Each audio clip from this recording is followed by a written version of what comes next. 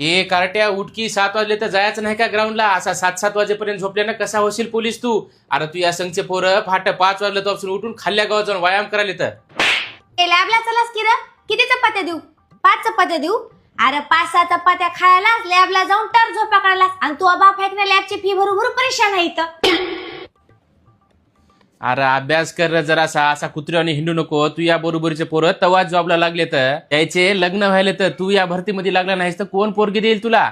जाऊ द्या, ही आहे की नाही गावातल्या पोरासंग लय हिंडाले. याचा आपण जय जवान करिअर अकॅडमी मध्ये ऍडमिशन घेऊया. कुठं आहे?